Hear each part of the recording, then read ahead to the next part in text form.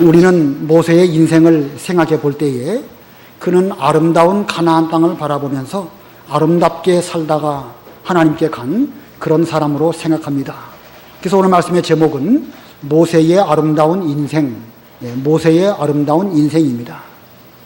모세의 인생을 우리는 아름답게 보지만 실제로 인간적인 면으로 그의 삶을 볼 때는 어떻지요? 모세는 어려운 시대에 히브리 사내 아이는 나일강에 빠져 죽어야 하는 이런 시대에 태어났고, 그는 어머니에게로부터 어렸을 때는 물론 젖을 먹였지만 얼마 지나서는 이제 바로왕의 궁에서 살게 되었습니다.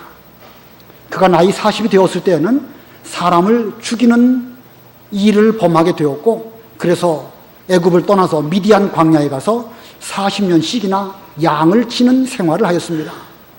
그리고 80세가 되었을 때에 이제 하나님께 부르심을 입고 출애굽하는 놀라운 일을 했지만, 그의 남은 40년은 광야에서 40년 동안이나 고생하다가 결국은 가나안 땅에 들어가지 못하고 그리고 광야에서 죽습니다. 자, 이러한 모세의 인생을 우리가 볼 때에는 아름다운 인생이라기보다는 좀 아쉬운 면이 없지 않아 있습니다. 근데 성경은 뭐라고 기록하고 있는가? 출애굽기 2장 2절에 보면 그 모세의 부모가 모세가 태어났을 때에 자기 아들을 보니까 그는 준수한 사람이었다, 이렇게 말하고 있습니다. 또 같은 말씀을 히브리서 11장 23절에도 말하고 있습니다. 히브리서 11장 23절에 보면 믿음으로 모세의 부모는 모세가 태어났을 때 아름다운 아이임을 보고, 자, 믿음의 눈으로 그 부모가 자기 아들을 보니까 그 아이는 아름다운 아이였고, 그 아름다운 아이는 하나님으로 말미암은 아름다움인 줄을 깨닫고, 그는 바로왕의 명령을 두려워하지 않고 석 달 동안 숨겨서 그 모세를 길렀습니다. 그러므로 이 모세의 부모는 믿음으로 이 모세가 아름다운 아이라는 사실을 깨달은 것입니다. 믿음의 눈으로 보느냐, 믿음이 없는 눈으로 보느냐, 거기에 따라서 한편으로 보면 아쉬운 인생이 되기도 하지만 또 다른 믿음의 눈으로 보면 참으로 아름다운 인생인 것을 발견하게 되는 것입니다. 그러므로 우리 모두는 믿음의 눈을 소유해야 할 것입니다. 여러분 이 시간 모두 믿음의 눈으로 모세의 인생이 왜 아름다운지 이것을 먼저 깨달으시고, 여러분이 앞으로 삶을 살아갈 때에도 아름다운 인생으로 사시고 또 여러 가지 아름답게 모든 일들을 보실 수 있는 이런 영적 눈을 소유하시기를 바랍니다. 오늘 두 가지 말씀을 드리려고 하는데, 이 모세의 인생이 왜 아름다운가? 그 중에 첫 번째는 아름다운 소망으로 살았기 때문입니다. 아름다운 소망을 가지고 모세는 일생을 살았기 때문에 그의 일생에 여러 가지 일들을 겪었지만 결국은 아름다운 인생이 된 것입니다. 모세는 어렸을 때에 어머니의 젖을 먹으면서 얼마 동안 양육을 받았습니다. 그때 그의 어머니 요게벳은 모세에게 너는 히브리 사람이고 우리 히브리 사람에게는 이 아브라함 때부터 주신 하나님의 언약이 있다. 하나님께서 우리의 믿음의 조상 아브라함에게 말씀하시기를 너와 내 후손에게 이 땅을 유업으로 주겠다라고 하셨다. 그러므로 지금 비록 우리 히브리 사람들이 애굽에서 종살이로 힘들게 살아가지만 때가 되면 그 하나님의 언약은 반드시 이루어질 것이고 우리는 애굽이 아니라 이제 마침내 가나안 땅에 들어갈 이런 소망이 있다. 이런 말씀을 배웠습니다. 그래서 그는 어렸을 때부터 가나안 땅에 대한 소망을 가지고 살았던 것입니다.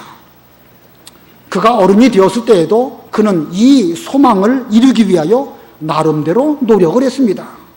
그래서 아까 읽은 그 히브리서 11장에 보면 그가 어른이 되었을 때 어떻게 했는가라는 말씀이 있는데, 히브리 11장 24절로 26절 한번 읽어보세요. 믿음으로 모세는 어른이 되었을 때 바로의 공주의 아들이라 불리는 것을 거절하고 도리어 하나님의 백성과 함께 고난받는 것을 잠시 죄악의 낙을 누리는 것보다 더 좋아하였으며 그리스도를 위하여 받는 능력을 이집트의 보화보다 더 값진 것으로 여겼으니 이는 그가 상 주심을 바라보고 있었기 때문이다. 예, 여기 24절에 믿음으로 모세는 어른이 되었을 때, 여기 어른이 되었을 때 몇 살을 가리키는 것인지 좀 막연하지만 문맥을 놓고 볼 때 그의 나이가 40살쯤 되었을 때에 모세는 비록 자기 힘으로 이스라엘을 돕겠다고 하다가 살인을 하긴 했지만 그의 중심은 우리 히브리 사람은 하나님의 언약에 대한 소망으로 산다. 그 언약을 이루어 드리기 위해서 내가 어떻게 될까라고 생각하다가 그는 중심에 바로 왕의 공주의 명예를 얻는 것보다 하나님의 백성과 함께 고난당하는 것이 내게 더 큰 유익이다. 죄악의 낙을 누리는 것보다 장차 하나님 앞에 갔을 때에 하나님께 상 받는 그 소망을 바라보는 그 중심으로 그는 하나님의 일을 하려고 하다가 사람을 죽이는 그런 일을 저지르고 말았습니다. 비록 겉으로 볼 때는 잘못했지만 그의 중심을 놓고 볼 때에는 하나님의 언약을 믿는 그 소망 가운데 그런 일을 한 모세였습니다. 그의 나이가 80세가 되었을 때에 이 모세는 하나님께로부터 부르심을 받고 애굽으로 내려갑니다. 당대의 애굽의 왕 바로는 막강한 권력을 갖고 있는 그런 사람이었지만 모세는 바로 왕을 두려워하지 않았습니다. 그리고 이스라엘 백성들을 이끌고 광야로 가서 광야 40년 내내 인내하는 이런 길을 걸어간 것도 하나님의 언약을 마음에 소망하고 그 소망을 이루기 위해서 살았기 때문에 그는 이 바로 왕도 두려워하지 않고 광야 40년을 잘 참고 인내할 수 있었던 것입니다. 아까 그 히브리서 11장 27절 읽어보세요. 11장 27절. 믿음으로 그가 왕의 분노를 두려워하지 않고 이집트를 떠났으니 보이지 않는 분을 보는 것처럼 여기고 인내하였기 때문이다. 예, 왕의 분노를 전혀 두려워하지 않고 애굽을 떠나갔습니다. 그가 왕을 두려워하지 않는 것은 비록 우리 인간의 눈에는 보이시지 않지만 하나님이 계신 것과 그 하나님의 언약은 불변하는 것과 그 언약대로 가나안 땅을 히브리 민족에게 주실 것을 믿는 그 소망을 가지고 있었기 때문에 그는 그 소망을 가지고 광야길을 걸어가게 되었고 40년 내내 소망 가운데 모든 고통을 잘 이겨 인내하게 되었던 것입니다. 자, 그리고 보면 이 모세의 그 인생 40년, 광야 40년 역시도 소망 가운데 지나온 그런 삶이라고 할 수 있습니다. 모세가 어느덧 120세가 되었는데 120세가 되어 죽을 무렵 즈음에는 그는 역시 그 소망을 가지고 있었을까? 그렇지 않았을까? 오늘 본문 신명기 3장 24절로 26절 우리 다 같이 읽으시겠습니다. 24, 25 시작. 나의 주 여호와시여 주께서는 주님의 크심과 주님의 손의 강하심을 주님의 종에게 보여주기 시작하셨습니다. 하늘과 땅에서 주님의 일과 주님의 능력처럼 행하실 수 있는 신이 누구입니까? 부디 저를 건너가게 하셔서 요단 건너 아름다운 땅과 아름다운 산과 레바논을 보게 하소서 하였으나, 이거 23절을 보면 그때에 내가 여호와께 간구하여 라고 하고 있습니다. 여기 그때라는 것은 언제냐면 이스라엘 백성들이 광야 40년 다 통과할 끝 무렵 즈음에 바산과 아모리를 물리치고 그 무렵 즈음에 모세가 하나님께 기도를 드립니다. 그러므로 그 무렵은 모세의 나이가 거의 120살이 되었을 그 즈음입니다. 그는 하나님께 기도할 때에 주님의 강한 손의 능력으로 지금까지 나타내 주셨습니다. 하늘과 땅에 주님처럼 능력 있는 그런 신이 어디 계시겠습니까? 주님만이 참 신이십니다. 주께서 하시고자 하신다고 하면 못하실 일이 없으시니 부디 저에게 이 요단강을 건너서 그 아름다운 땅, 그 아름다운 산 레바논을 보게 해 주십시오. 주님의 뜻이라면 할 수 있을 줄 믿습니다. 이렇게 그가 기도를 드린 것입니다. 자, 그러고 보면 그의 나이 120살이 되었을 때에도 그는 가나안 땅에 대한 소망, 아름다운 소망을 갖고 있었다고 볼 수가 있는 것입니다. 오히려 그의 소망은 가나안 땅에 가까우면 가까울수록 그 아름다운 땅에 대한 소망이 충만한 이런 가운데 있었습니다. 비록 자기의 나이 120세지만 하나님께서 허락하신다고 하면 그 아름다운 땅에 얼마든지 들어갈 수 있습니다. 라고 하면서 하나님께 그런 기도를 드린 것입니다. 자, 그러고 보면 모세는 어려서부터 엄마의 품에 있을 때부터 120세의 노인이 되기까지 일평생 그 아름다운 가나안 땅에 대한 소망을 바라보는 그 가운데에서 살았던 사람입니다. 그 아름다움에 대한 소망이 모세의 전 인생 가운데에서 어려운 일들을 헤쳐서 이 자리까지 오게 한 것입니다. 모세의 120년, 그의 삶의 원동력, 그것은 아름다운 가나안 땅에 대한 아름다운 소망이 있었기 때문에 그의 여러 가지 어려운 문제들을 헤치고 여기까지 왔고, 그의 인생 가운데 수없이 많은 굴곡이 있었죠.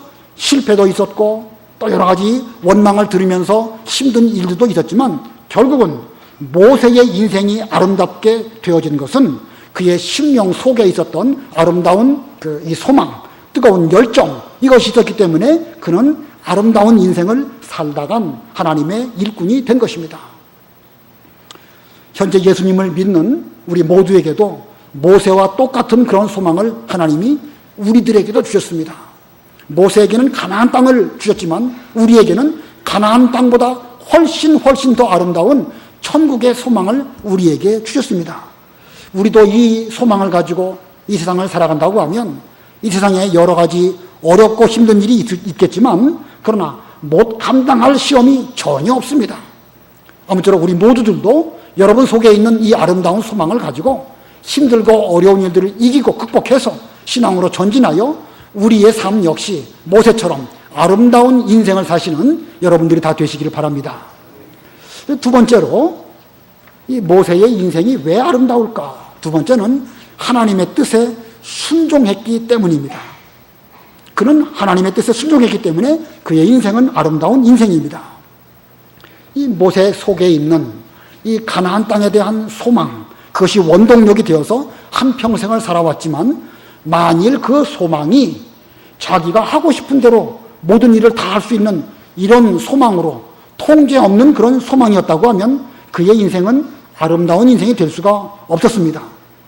그의 인생의 한편으로는 그 아름다운 땅에 대한 소망이 있었고 또 다른 한편으로는 하나님의 말씀에 대해서는 절대 순종하는 그런 믿음이 있었기 때문에 그의 소망도 아름다운 소망이 되었고 또 그의 인생도 아름다운 인생이 될 수가 있었던 것입니다.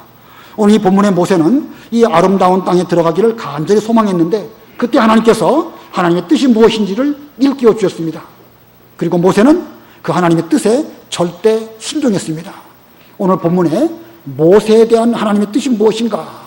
그 세 가지 소지가 있습니다. 모세에 대한 하나님의 뜻 세 가지가 있는데 그 세 가지를 살펴보겠습니다. 첫 번째는요, 그것으로 족하니 더 이상 말하지 말 것. 그것으로 족하니까 더 이상 말하지 말아라. 이것이 하나님의 뜻입니다. 26절 다 같이 합독하십니다. 26절 시작. 여호와께서는 너희 때문에 내게 진노하셔서 듣지 않으시고 내게 말씀하시기를 그것으로 내게 족하다. 이 일로 내게 더 이상 말하지 마라. 자, 이 모세의 속에는 가나안 땅에 대한 열정이 있었지만 하나님께서는 이런 지하에 거절하셨습니다. 그것으로 족하다. 그 일로 내게 더 이상 말하지 말아라. 그런데 이렇게 하나님께 거절하신 그 이유는 모세 자기에게 귀책 사유가 있다기보다는 백성들이 원망하고 불평했고 그것에 대해서 모세가 어떤 처신한 그것이 문제가 되어가지고 하나님께로부터 그것으로 족하니까 더 이상 그 일에 대해서 말하지 말아라. 이렇게 거절을 당한 것입니다. 자, 그 면으로 놓고 볼 때에 모세 입장에서는 억울하기도 할 수 있겠죠. 그러나 모세는 이것이 하나님의 뜻인 줄 알았을 때에 그 자리에서 즉시 멈추면서 더 이상 하나님께 말씀을 드리지 않았습니다. 이것이 모세가 위대한 그 인물이 된 배경입니다. 큰 차나 혹은 큰 이 배 같은 것들을 보면 그 엔진이 어마어마하게 크지요. 그래서 큰 짐차 같은 것들이 얼마나 그 힘있게 이 물건을 운반하기도 하고 그렇습니다. 그런데 그런 것들이 만약에 브레이크가 없다고 하면 이것은 좋은 차라기보다는 사람을 죽일 수 있는 그 흉기가 될 수밖에 없습니다. 그렇기 때문에 큰 차이면 큰 차일수록 거기에 맞는 브레이크를 또 장착하게 되는 것입니다. 마찬가지입니다. 모세라는 위대한 인물이 한편으로는 가나안 땅에 대한 하나님의 약속에 대한 소망을 가지고 그것이 원동력이 되어서 하나님의 일을 잘했습니다. 그런데 그것이 원동력이 되어서 어떤 일을 할 때에 그 일을 잘하기만 했다. 그건 위험할 수도 있는 것입니다. 그 원동력이 되어서 하고 싶은 대로 다 한다고 하면 때로는 사람을 죽일 수도 있는 것이고 잘못된 길로 갈 수도 있는 것입니다. 그러나 모세는 하나님께서 이것으로 족하다. 더 이상 이 문제를 놓고 기도하지 말아라 라고 말씀하셨을 때 그는 거기에서 절도 있게 딱 멈추고 한 걸음도 더 나가지 않고 순종하는 이런 모세가 되었던 것입니다. 이 절도라는 것이 단호하게 끌어버리는 것이죠. 이게 하나님의 뜻이 아니구나. 아무리 내가 내 속에서부터 하고 싶은 마음이 있다 할지라도 하나님의 뜻이 아니라고 하면 여기서 내가 멈춘다. 이런 절도 있는 삶을 살았기 때문에 모세의 인생은 아름다운 인생이 된 것입니다. 이런 모세와 같은 삶을 산 사람이 또 한 사람이 있죠. 바로 다윗입니다. 다윗은 하나님에 대한 선한 소망을 가지고 있었습니다. 나는 이렇게 좋은 궁전에서 사는데 하나님의 언약궤는 포장 아래 있구나. 내가 하나님을 위하여 성전을 건축해 드린다고 하면 이게 얼마나 좋은 일일까?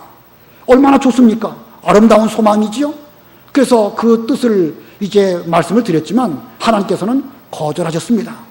너는 피를 많이 흘린 사람이기 때문에 내 손으로 성전 건축하는 것이 내 뜻이 아니다. 앞으로 너에게 아들이 나게 될 터인데 그 아들을 통하여 성전 건축하는 것이 내 뜻이다. 이렇게 하나님의 응답이 있었습니다. 그래서 모세는 거기서 그 역시 절도 있게 멈춥니다. 이게 하나님의 뜻이라고 한다면 더 이상 나가지 않는 것이 그것이 옳은 것인 줄 알고 멈췄기 때문에 그는 훌륭한 그 이스라엘의 왕이 된 것입니다. 그러므로 우리도 하나님의 뜻이라고 한다면 멈출 줄 알아야 되는 것입니다. 죽기까지 순종한다. 죽도록 충성한다. 그렇게 말하면서 자기 생각만 가지고 자기가 모든 일을 다 하겠다. 이렇게 생각한다고 하면 그것은 겉으로는 죽도록 충성한다는 말을 인용할지 몰라도 사실은 멈출 줄 모르는 흉기가 되어서 하나님의 일을 그르치는 그 어리석음을 범하게 되는 것입니다. 우리 교회에는 지역장 제도가 있습니다. 우리 지역장님들이 우리 교회의 대부분의 일들을 앞장서서 일하시는 훌륭한 일꾼들입니다. 신방하는 거, 성도들의 생활을 잘 살피는 거, 또 교회에 봉사하는 거, 식당 봉사나 안내하는 봉사나 그 외에 여러 가지 그 교회 일들을 지역장 중심으로 하고 있습니다. 이 지역장으로 수고하시는 분들은 그 속에 열정을 가지고 아름다운 소망을 가지고 그 일을 잘 감당하고 있는 것입니다. 근데 우리 교회에 또 하나의 제도가 보니까 좋은 제도가 있는데 만 61세가 되면 그 지역장을 내려놓는 것이 전에부터 내려오는 그런 제도입니다. 여러분 생각하기에 61세 되면 앞으로 얼마든지 더 일할 수 있는 그런 나이죠. 그러나 하나님의 뜻은 여기 본문에 있는 것처럼 그만하면 족하다. 더 이상 이 일을 이제 그만하시오. 이것이 하나님께서 우리 교회에 세운 제도인 줄 알고 그 제도에 다 순종하고 있습니다. 일을 하다가 일을 딱 내려놓을 때 그 심정, 여간 그 힘든 게 아닙니다. 저도 직장생활 잘하다가 하나님의 일을 하기 위해서 딱 사직하고 그 직장 그만뒀는데 얼마나 마음이 허전한지 몰라요. 너무너무 허전하더라고요. 아마 그것보다 훨씬 더 마음의 고통을 겪을 것입니다. 우리 지역장님들 61세 그만두신 분들이 다 그와 같은 말씀을 하시더라고요. 그런데 얼마 지나면 또 하시는 말씀이 61세에 은퇴하는 것이 이게 참 잘하는 제도다. 내가 만약에 그 일을 더 오랫동안 끌고 갔다고 하면 처음 그 61세 됐을 때처럼 잘하기는 어렵지 않았을까 이렇게 생각하면서 그 61세 제도가 좋은 제도다라고 모든 분들이 이구동성으로 말하고 있습니다. 자, 왜 그렇겠죠? 왜 그때에 그만두는 것이 잘하는 것일까?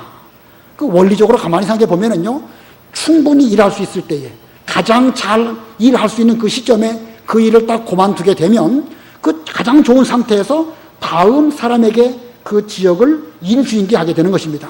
그 다음 사람이 그걸 물려받았을 때 좋은 상태에서 물려받았기 때문에 계속해서 더 잘할 수 있는 쪽으로 발전할 수가 있는 것입니다. 그런데 만약에 61세에서 은퇴하지 않고 그냥 더 오랫동안 한다, 일할 수 있는 기간까지 계속 한다 라고 한번 가정해 보십시오. 사람이 61세 넘어가면 어쩔 수 없이 좀 이 건강적으로도 어려워지죠. 그럼 뭐 신방하는 것도 부족하게 되고 봉사하는 일도 어려워지게 될 것입니다. 그러다 보면 자기의 건강이 그러면 그 일도 그만큼 또 수축되고 위축될 수밖에 없습니다. 그러다가 위축될 대로 위축되다가 이제 다음 사람에게 그 지역 일을 맡긴다고 하면 그 물려받은 그 사람 입장에서는요, 그거 다시 회복한다는 게 이게 쉽지가 않습니다. 그래서 원리적으로 볼 때는 가장 정점에 있을 때에 가장 잘할 수 있는 그 상황에서 다음 사람에게 물려주는 것이 그게 좋은 것이 아닐까 이런 생각이 들고, 그런 면으로 놓고 볼 때에 이 교회나 여러 가지 면에는 정년이 있는 것입니다. 우리 교회도 정년 제도가 있죠. 목사, 장로, 집사님들도 사실은 70세 정년이에요. 근데 그걸 집행을 안 하고 있을 뿐이지. 왜 그렇게 하는가? 그렇게 해야 교회에 유익하기 때문에 그렇게 하는 것입니다. 이건 꼭 70, 60세, 그것이 중요한 것이 아니라 그 의미로 볼 때에 가장 잘할 수 있는 그 시점에 그것을 다음 사람에게 물려주어야 그 다음 사람도 가장 좋은 상태에서 그 일을 물려받고 계속해서 발전적으로 그 일이 된다는 것입니다. 여러분 생각하시기에 본문의 모세, 그의 나이가 120세인데 그 즈음에 모세의 마음에는 좀 더 일하고 싶은 마음이 있었을까요? 없었을까요? 어떻게 생각하십니까? 지금 모세가 그랬죠? 부디 저를 건너가게 하셔서 요단 건너 아름다운 땅과 아름다운 산과 레바논을 보게 하셔서 저는 얼마든지 기력도 충분하고 눈도 흐려지지 아니하고 출입할 수도 있으니까 하나님께서 저에게 힘만 주신다고 하면 요단강을 건너서 얼마든지 더 일할 수 있습니다. 저로 하여금 그 일을 하게 해주십시오. 이렇게 말했습니다. 그리고 보면 모세도 그 열정, 그 가나안 땅에 대한 아름다운 소망 이런 것들이 있었기 때문에 그는 좀 더 하나님의 일을 더 많이 하고 싶은 마음이 우리와 똑같이 가지고 있었던 것입니다. 그러나 하나님께서 이만하면 족하다. 더 이상 이 일로 내게 말하지 말라라고 말씀하실 때에 그는 거기서 멈췄던 것입니다. 그가 그 자리에서 멈췄기 때문에 계속해서 하나님의 일은 여호수아를 통하여 잘 되어지는 쪽으로 나아갈 수 있었던 것입니다. 계속 자기가 해야 된다라고 생각하고 움켜쥐었다고 한다면 일도 제대로 못하면서 하나님의 일에 많은 어려움을 주지 않았을까? 그런 일은 없었지만 가정적으로 볼 때 그렇다는 것입니다. 자, 그러고 보면 우리도 하나님께서 우리에게 더 이상 이제 말하지 말아라 라고 말씀하신다고 하면 거기에서 우리는 딱 멈추고 절도 있게 끊어버릴 수 있는 이런 우리가 될 때에 우리는 하나님 아버지 앞에 아름다운 인생을 사는 그런 사람이 될 것입니다.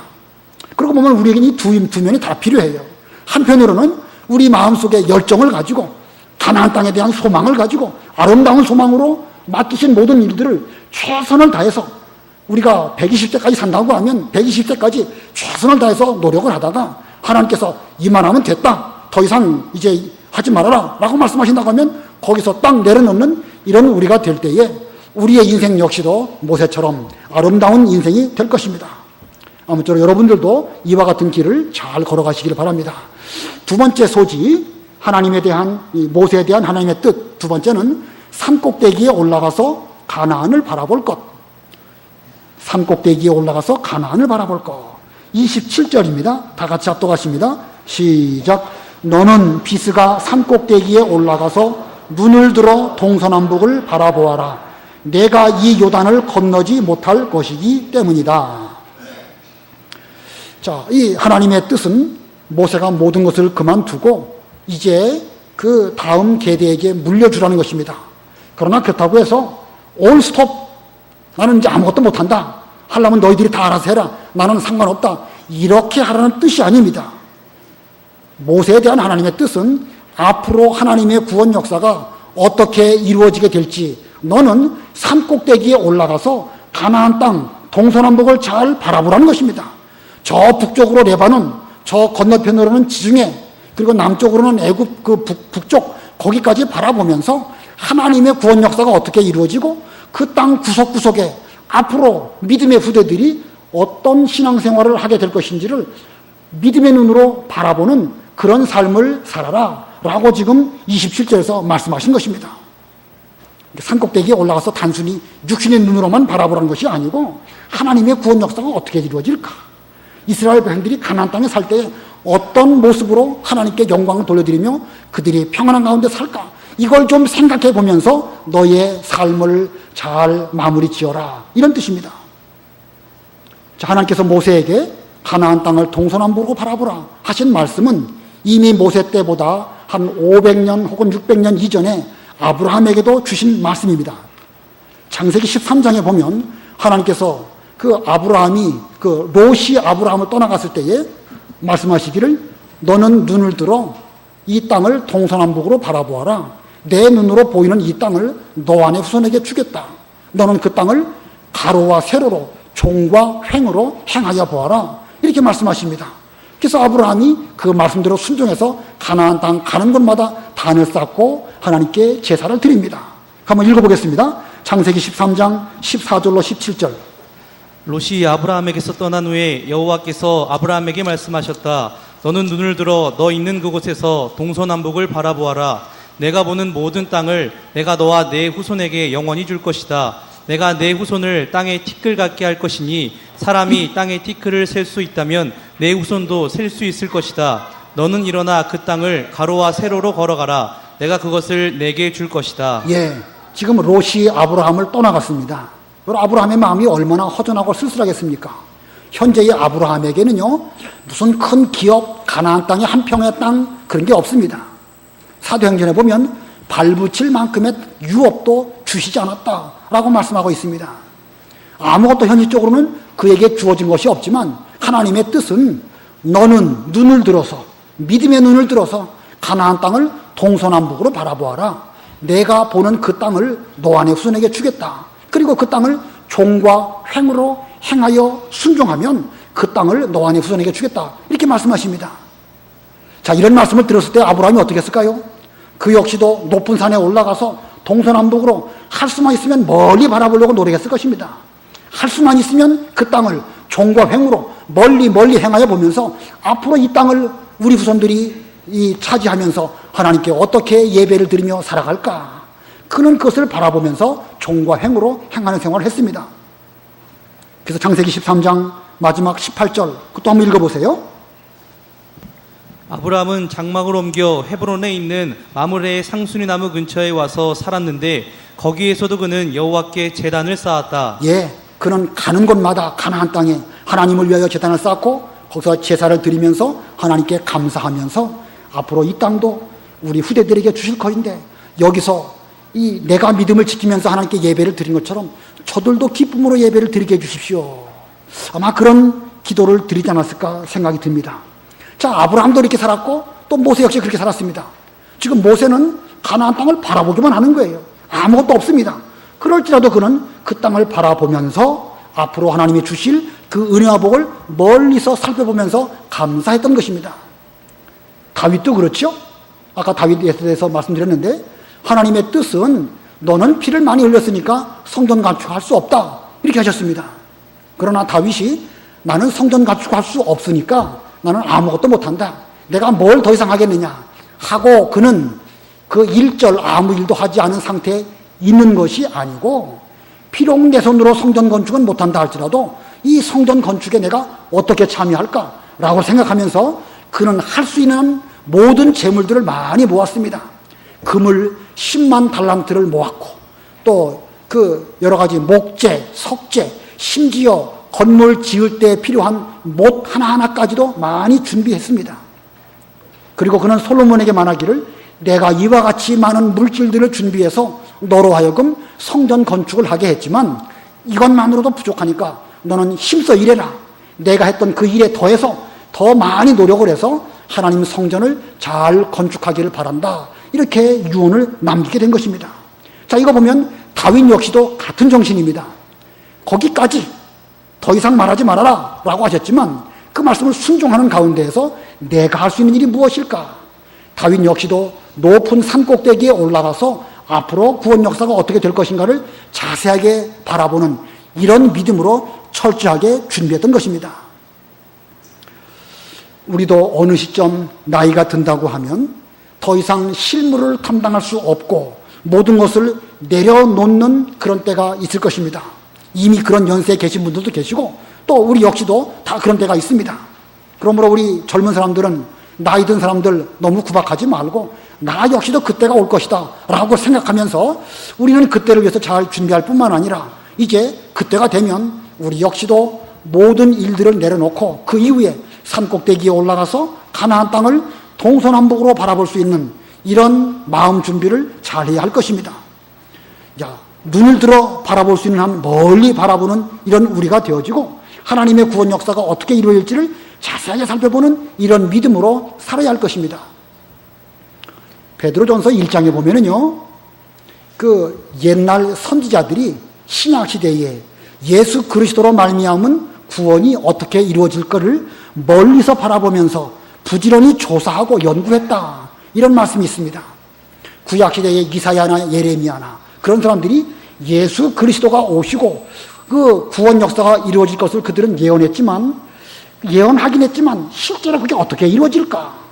하나님이 계시를 주신 대로 말하긴 말했지만 그들도 그 오묘하고 신기한 일이 어떻게 이루어질지 자세하게는 알 수가 없었습니다. 그렇기 때문에 그들은 하나님께 계시를 받는 가운데에서 과연 이 일이 어떻게 될까? 멀리서 바라보면서 조사하고 연구하는 이런 삶을 살면서 그들은 은혜와 기쁨을 이미 구약시대부터 누렸던 것입니다. 그 하나님의 은혜가 현재 우리에게 이루어졌죠. 예수님으로 말미암아 우리에게 예수님의 구원이 다 이루어졌습니다. 그렇다고 한다면 우리는 다 이루어졌으니까 더 이상 연구하고 조사할 일이 없겠습니까? 아닙니다. 우리 이후에 앞으로 하나님의 구원 역사가 어떻게 이루어질까? 우리 상대원 교회가 10년 뒤, 100년 뒤에는 우리의 후대들이 어떻게 하나님께 예배를 드리고 어떤 은혜를 받고 어떤 가운데 신앙생활을 할 것인가? 우리는 미리 좀 바라보면서 연구하고 조사해 보면서 지금 내가 그 기쁨을 누리면서 내가 할 수 있는 일을 부지런히 할 때에 이것이야말로 바로 산 꼭대기에 올라가서 동서남북을 바라보는 이런 마음가짐을 갖는 것입니다. 아무쪼록 우리 모두들도 다 이 길을 걸어가고 있습니다. 뭐 어느 누구 한 사람 예외 없이 모세가 그 길을 걸어가다가 여호수아에게로, 여호수아가 그 길을 걸어가다가 그 후에 장로들에게, 또 장로들이 그 길을 걸어가다가 또 사도시대 다윗, 솔로몬 쭉 내려오지 않습니까? 우리도 하나님의 구원 역사의 어느 한 부분을 살아가고 있는 것입니다. 그렇다고 한다면 나 역시 이 가운데에서 우리가 그 아름다운 땅을 바라보는 그 뜨거운 열정으로 소망을 갖고 살다가 그만하면 족하다, 더 이상 이 일로 말하지 말아라 말씀하시면 거기서 딱 멈추고 그 다음에는 산 꼭대기에 올라가서 앞으로 하나님의 구원 역사가 어떻게 될 것인가 멀리서 바라보고 조사하고 연구하면서 그 기쁨을 미리 땡겨서 우리가 느낀다고 하면 이게 바로 모세가 걸어간 그 길이고 그와 같은 길을 우리도 걸어간다고 하면 우리의 인생도 아름다운 인생이 될 것입니다. 그다음에 세 번째 소지는 후계자 여호수아를 세울 것입니다. 28절 다 같이 합독하십니다. 28절 시작. 너는 여호수아에게 명령하고 그를 격려하며 그에게 용기를 주어라. 그가 이 백성 앞에서 건너가 내가 보고 있는 그 땅을 그들이 차지하게 할 것이다 하셨다. 자, 하나님의 뜻의 세 번째는 이제 여호수아를 내 후계자로 세워서 그를 잘 격려하여 백성들 앞에 건너가게 하고 그로 하여금 하나님의 뜻을 이루도록 그렇게 준비시켜라. 이것이 하나님의 명령입니다. 우리는 모세의 훌륭한 점이 무엇일까? 모세의 훌륭한 점을 꼽으라고 하면 가장 먼저는 그가 우리 후대들에게 하나님의 십계명과 율법을 남겨준 것입니다. 모세 오경을 통해 가지고 하나님 말씀 중심으로 살다가 그 말씀을 우리에게 물려준 것, 이것이 가장 으뜸입니다. 그러면 두 번째로 꼽으라고 하면 그는 후계자를 세워서 자기가 떠나간 뒤에도 하나님의 구원 역사가 조금도 흔들리지 않고 내내 잘 되도록 그렇게 준비를 잘했다는 것입니다. 자, 이와 같이 모세가 떠나간 뒤에도 하나님의 말씀대로 신앙생활을 잘하였고 또 여호수아를 통하여 요단강을 건너가게 되었습니다. 자, 그리고 보면 모세는 비록 120세의 노인이라 할지라도 아름다운 노인, 아름다운 인생을 끝까지 살다간 그런 사람입니다. 그는 태어날 때에도 하나님 보시기에 아름다운 아이였고 120년을 살아가면서 여러 힘든 일들을 겪었지만 매 순간 그 열정, 가나안 땅에 대한 아름다운 소망으로 살다가 그가 120세 노인이 되었을 때에도 아름다운 노인으로 역사 속으로 사라졌습니다.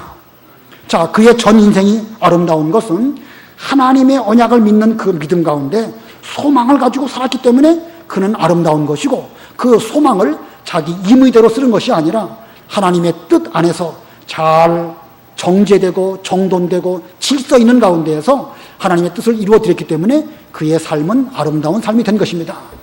우리 모두들도 모세와 똑같은 이 길을 걸어가고 있고 모세에게 주신 언약을 우리에게도 주셨고 또 모세에게 하나님의 뜻을 밝히 말씀해 주신 것처럼 현재 여러분에게도 하나님의 뜻을 일러주시는 가운데 계십니다. 여러분들 남은 삶, 아름다운 삶이 되기를 원하신다고 하면 계속해서 이 열정을 가지고 아름다운 소망을 가지고 매 순간 하나님의 일에 최선을 다하시다가 이만하면 족하다라고 하실 때에 거기서 딱 멈춘 이후에는 또 높은 산꼭대기에 올라가서 하나님의 구원 역사를 멀리 바라보는 이런 삶을 사심으로 여러분의 삶도 아름답게 되시고 여러분이 지나간 그 믿음의 흔적들이 우리의 후대들에게 아름답게 보여지는 그런 인생을 사시는 우리 모두가 다 되시기를 바랍니다. 기도하겠습니다.